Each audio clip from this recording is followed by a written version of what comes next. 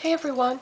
So today I'm going to do a product review on the new Maybelline Fit Me foundation and powder.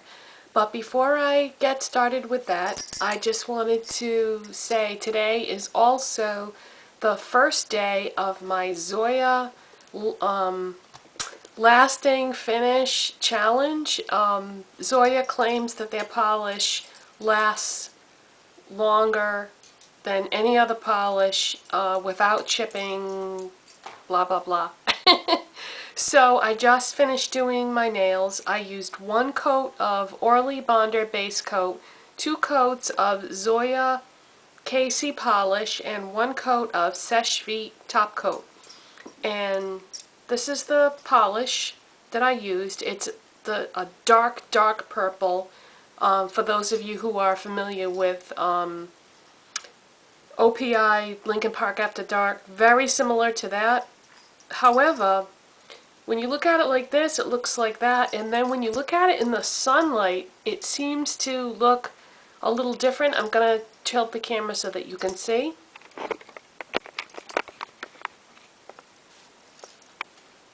And see, it looks, in direct sunlight, it looks almost black. So this is day 1, and what I'm going to do is I'm going to show you, just briefly, I'll show you every day so you can kind of monitor how the nail polish is holding up. But the longest I've ever had a manicure last, I think, was between 4 and 5 days when I used a base coat and a top coat. So we'll see if it can do better than that, and I think that was OPI that lasted that long. So anyways, today is about Maybelline Fit Me. Oh yeah, sorry, I did have one more thing I wanted to tell you. Yesterday I got the 2 new eyeshadows from the MAC Peacocky collection, and I'm wearing them today, so I just wanted to point that out. The 2 that I got were Prance and Odalisque. And I have Prance as a highlight, and I have Odalisque on my lids. And then my crease color is MAC Glamora Castle, which this is like from 4 collections ago. I'm sorry, off the top of my head, I can't remember what collection that was from, but this is a fairly recent purchase too. But I figured that that would go really nice with the Odalisque, and then when I looked at the Prance, I realized that it was definitely light enough to use as a highlight. So those are the 3 colors that I'm wearing today anyway. But anyways, all the products that I'm wearing will be listed in the description box if you want to know the rest of what I have on today. So anyways, Maybelline Fit Me. I had not seen any ads, print ads for this, so I didn't really have any expectations. All I knew was what I saw. You know, I happened to see it at Target, and I read the little advertisement up above on the display. And from what I gather, they are marketing this as a natural finish foundation. And when I think natural, I think light, but this foundation is totally buildable. You can use a little bit and have it very natural if you want, or you can put more on and build it up and make it a full coverage foundation if that's what you're looking for. So this is pretty good in that regard. Well, not pretty good, it's excellent, because the first time I used it, I really packed it on because I wanted to see how it was going to perform, and it was no problem. It blends into your skin really well. I didn't use quite as much today, but I really like the finish. The finish is very natural no matter how much you put on. It kind of makes it look like you're not really wearing makeup. Like if you see a shine here, it's because I am wearing the Hard Candy Glow All The Way highlighter across here, so if you see shininess there, that's what it's from. It's not from the makeup. And then I used the Fit Me powder over the foundation, and this doesn't cake up. It goes on very nicely. Now granted, I did not use the applicator that came with it. I used a powder brush like I would normally use. I wanted to use this makeup, you know, pretty much the way that I would normally do it to really get an idea whether I liked it or not. But the only thing is, this is the bottle that the foundation comes in, and unfortunately it's not a pump. And when I went to use it yesterday, I found it very hard to get the right amount onto my hand because like too much came out of the bottle when I tried to pour it. And then to try to get it back in the bottle, yeah, good luck with that. But so it doesn't have a pump, but this foundation and powder works terrific for me. Yesterday I had it on in my video, and at that point I had had it on pretty much all day because I filmed really late yesterday. Right now, I just did my makeup not too long ago, so this is what it looks like when I first do it, and then yesterday I had had it on for about, oh gosh, I would say maybe 6-7 hours at that point. So I had had it on for quite a while at that point. Something you should know about this though is I have normal to dry skin, so the reason why I'm telling you that is because this foundation works really well for me. So I'm wondering if I had oily skin.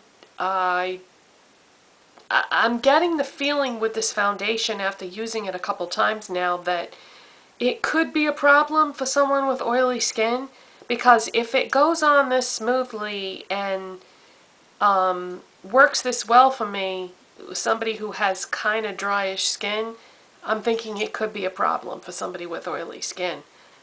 Maybe not, you would have to try for yourself, but I suspect that, you know, you may not like it if you have oily skin. Really impressed with the coverage though, because you can, like I said, you can use a little or you can use a lot, but you still get that really natural, I'm not wearing makeup finish. It's funny because this makeup is kind of what I was expecting with the CoverGirl Nature Lux. I did a review recently of the CoverGirl Nature Lux, and they said the same thing, that you got a natural finish, but what you got was no finish. That was like a tinted moisturizer. It wasn't even like a foundation. And it was definitely like you weren't wearing makeup, except it covered nothing.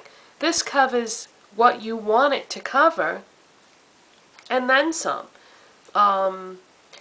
It was $6 and change for each item. Now, keep in mind, you know, prices are going to vary depending on what store you buy it from, what part of the country you live in. So you can't really go by that. But $6, you know, that's cheap. So I really wasn't expecting much for $6, but what I got for $6 for both of them, the foundation and the powder, really, really impressive. Matched my color flawlessly. I got the second lightest one that they had, which is number 115 Ivory.